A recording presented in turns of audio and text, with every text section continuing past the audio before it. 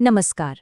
आज हम एक बहुत ही आम लेकिन जरूरी चीज पर बात करने वाले हैं, तनाव, और इससे मुक्ति कैसे पाई जाए। अजय वैश्य के काम के आधार पर हम तनाव मुक्त जीवन के कुछ गहरे रहस्यों को समझने की कोशिश करेंगे। तो चलिए सीधे मुद्दे पर आते हैं। एक ऐसी भावना है जिसे हम सब कहीं न कहीं कभी न कभी महसूस जरूर करते हैं, वो है तनाव। जैसा कि कहा गया है, जिंदगी की भागदौड़, आपाधापी, खींचातानी और नतीजा सिर्फ तनाव। और ये बात आज की दुनिया में शायद ही किसी के लिए अजनबी हो। अब ये तनाव आता कहाँ से है? अरे भाई, इसके तो इतने सारे कारण हैं जो हमारे रोज की जिंदगी का हिस्सा बन गए हैं। कभी ऑफिस में बॉस का प्रेशर, तो कभी पड़ोसियों के साथ कहासुनी। घर परिवार में भी तनाव कम नहीं होता। ऊपर से भ्रष्टाचार, पैसों की फिक्र, सेहत की चिंताएं, और तो और ये लगातार का शोर शराबा और प्रदूषण। सच कहूं तो ये लिस्ट कभी खत्म ही नहीं होती। लेकिन एक मिनट रुकिए, क्या हो अगर असली प्रॉब्लम ये बाहरी चीजें हैं ही नहीं? क्या हो अगर दिक्कत हमारे सोचने के तरीके में ही हो? चलिए थोड़ा और गहरा उतरते हैं और अपनी इन चिंताओं की असली जड़ को पहचानने की कोशिश करते हैं। यहाँ पर एक बहुत दिलचस्प बात सामने आती है, वो ये कि हमारी जो बुनियादी सोच है ना, अक्सर उसी में गड़बड़ होती है। हम मानकर चलते हैं कि जो कुछ भी हो रहा है, अच्छा या बुरा, उसके लिए सिर्फ हम ही जिम्मेदार हैं। ये जो मैं वाला भाव है ना, कि मैं ही सब कुछ कंट्रोल कर रहा हूँ, असल में तनाव की असली जड़ यही है, वो बाहरी समस्याएं नहीं। और बस यहीं से खुलता है हमारा पहला बड़ा रहस्य, और वो है समर्पण। ये एक बहुत बड़ा मेंटल शिफ्ट है। मैं कर रहा हूं वाली सोच से निकलकर ये काम मेरे जरिए हो रहा है वाली सोच को अपनाना। सोचकर देखिए ये कितना बड़ा बदलाव है।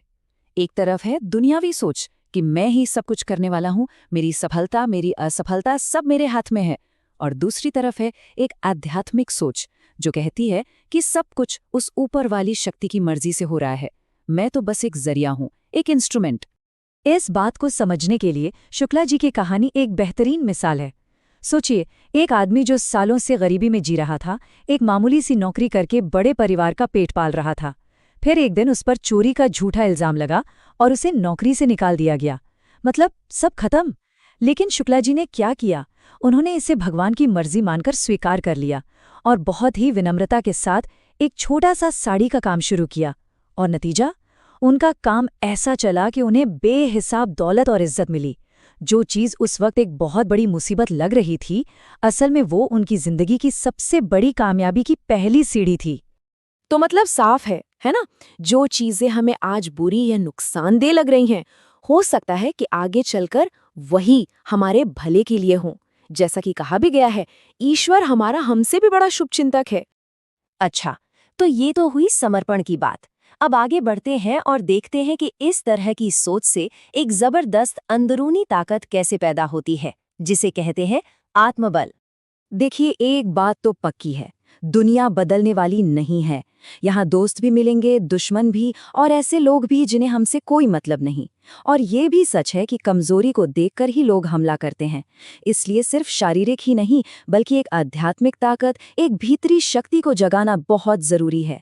इसको लेकर एक बड़ी मशहूर कहानी है। एक साधु एक बहुत जहरीले सांप को समझाता है कि भाई, तुम लोगों को काटना छोड़ दो। सांप मान जाता है, लेकिन होता क्या है, गांव वाले उसे कमजोर समझकर पत्थर मारने लगते हैं, उसे पीटते हैं। बेचारा सांप घायल होकर साधु के पास जाता है और पूछता है, ये क्या हुआ? तब साधु से समझाता है, मैंने तुम्हें काटने से मना किया था, फुफकारने से नहीं। तो इस कहानी का मतलब क्या है? मतलब ये कि ताकत किसी पर हमला करने के लिए नहीं होती। ताकत होती है अपने उसूलों, अपने धर्म की रक्षा के लिए, ताकि कोई आपको कुचल ना सके। मतलब शरीफ बनो, लेकिन कमजोर नहीं। बिना विक्टिम बने अपनी अच्छाई के रास्ते पर चलते रहो। और ये जो आत्मबल है ना, ये कुछ छीनने या पाने से नहीं बढ़ता, ये बढ़ता है देने से। जब हम निस्वार्थ भाव से कोई काम करते हैं, त्याग करते हैं, खुद पर कंट्रोल रखते हैं, तो उससे जो एक आध्यात्मिक शक्ति और एक सुकून मिलता है, वही है आत्मबल। ठीक है, तो हमने समर्पण और आत्मबल की बात कर ली। अब सवाल ये उठता है कि रोजमर्रा की जिंदगी में इस शक्ति का इस्तेमाल करके अपने मन को कैसे काबू में किया जाए। इसके लिए सबसे पहले हमें अपने दुश्मन को पहचानना होगा, और वो दुश्मन है विग्रह। विग्रह मतलब मन का ग्रहण। ये वो हालत है जब हमारा मन गुस्सा, दुख, जलन या घमंड जैसी नेगेटिव भावनाओं के बादलों से घिर जाता है। और जब ऐसा होता है तो हम साफ साफ सोच नहीं पाते। जब कोई विग्रह की चपेट में होता है ना, तो उसकी सोचने समझने की शक्ति, उसका विवेक सब धुंधला पड़ जाता है। और फिर अक्सर ऐसे काम हो जाते हैं जो खुद का ही नुकसान करते हैं। मिसाल के तौर पर, जैसे बादलों के पीछे छिपे सूरज की रोशनी हम तक नहीं पहुंच पाती, ठीक वैसे ही इस ग्रहण के दौरान मन की शक्ति भी ब्लॉक हो जाती है। तो फिर इसका इलाज क्या है? इसका इलाज है निस्वार्थ कर्म, यानी निष्काम कर्म। इसका सीधा सा मतलब है कि काम करो लेकिन उसके नतीजे से मत जुड़ो। जो भी काम कर रहे हो उसे एक बड़ी सेवा मानकर करो। मन में ये भाव मत आने दो कि ये मैं कर रहा हूं। बस एक दर्शक की तरह रहो जो खेल देख रहा है पर उसमें शामिल नहीं है। ऐसा करने से क्या होगा? सफलता या असफलता आपके मन पर ग्रहण नहीं लगा पाएगी। बिल्कुल वैसा ही जैसा गीता में कहा गया है कि जो इंसान फल की चिंता किए बिना अपना कर्तव्य निभाता है और परिणाम ईश्वर को सौंप देता है, उस पर किसी भी चीज का असर नहीं होता। ठीक वैसे ही जैसे कमल का पत्ता पानी में रहते हुए भी गीला नहीं होता। तो इन सारी बातों को मिलाकर देखें तो एक स्थायी शांति, एक हमेशा रहने वाले सुकून तक पहुंचने का रास्ता क्या है? ये एक 3 स्टेप का रास्ता है, बहुत सीधा और साफ। स्टेप 1, ये सोचना छोड़ दें कि सब कुछ आपके कंट्रोल में है, मतलब समर्पण। स्टेप 2, निस्वार्थ काम करके अपनी भीतरी शक्ति यानी आत्मबल को बढ़ाएं। और स्टेप 3, बिना किसी अटैचमेंट के काम करें ताकि आपका मन इमोशनल ग्रहण यानी विग्रह से बचा रहे। और आखिर में एक ऐसा सवाल जो इस पूरी फिलॉसफी का निचोड़ है।